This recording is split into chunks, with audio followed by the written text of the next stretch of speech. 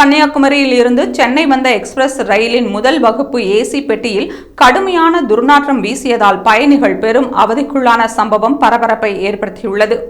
இதன் காரணமாக திருநெல்வேலி சந்திப்பு ரயில் நிலையத்தில் பயணிகள் அவசர சங்கிலியை இழுத்து ரயிலை நிறுத்தியதால் 40 நிமிடங்கள் தாமதம் ஏற்பட்டது.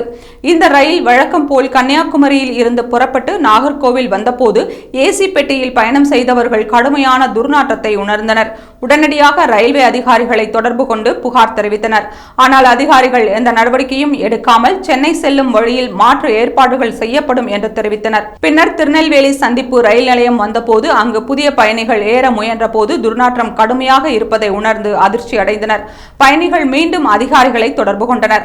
ஆனால் நடவடிக்கை எடுக்காமல் ரயிலை புறப்பட செய்ய முயன்றதால் பயணிகள் உடனடியாக அவசர சங்கிலியை இழுத்து ரயிலை நிறுத்தினர். அதிகாரிகள் சம்பவ இடத்திற்கு வந்து பயணிகளிடம் விளக்கம் கேட்டபோது பயணிகள் கடும் எதிர்ப்பு தெரிவித்தனர். ஏற்கனவே புகார் தெரிவித்திருக்கிறோம், எந்த நடவடிக்கையும் எடுக்கவில்லை, இந்த பெட்டியில் பயணம் செய்ய முடியாது, மாற்று ஏற்பாடுகள் செய்யாவிட்டால் ரயிலை புறப்பட விடமாட்டோம் என்று பயணிகள் கூறினர். சுமார் 40 நிமிடங்கள் பரபரப்பு நிலவிய நிலையில் ரயில்வே உயர் அதிகாரிகள் நேரில் வந்து பேச்சுவார்த்தை நடத்தினர். பயணிகளுக்காக மாற்று பெட்டிகளில் இருக்கைகள் ஏற்பாடு செய்யப்படும் என்றும் முதல் வகுப்பு ஏசி பெட்டியை மதுரை ரயில் நிலையத்தில் மாற்றுவதாகவும் உறுதியளித்தனர். இதை ஏற்றுக்கொண்ட பயணிகள் பின்னர் ரயிலை விடுவித்தனர். இந்த சம்பவம் காரணமாக கன்னியாகுமரி சென்னை எக்ஸ்பிரஸ் ரயில் 40 நிமிடங்கள் தாமதமாக புறப்பட்டதால் நெல்லை உள்ளிட்ட பல்வேறு எக்ஸ்பிரஸ் ரயில்கள் தாமதமாக சென்றன.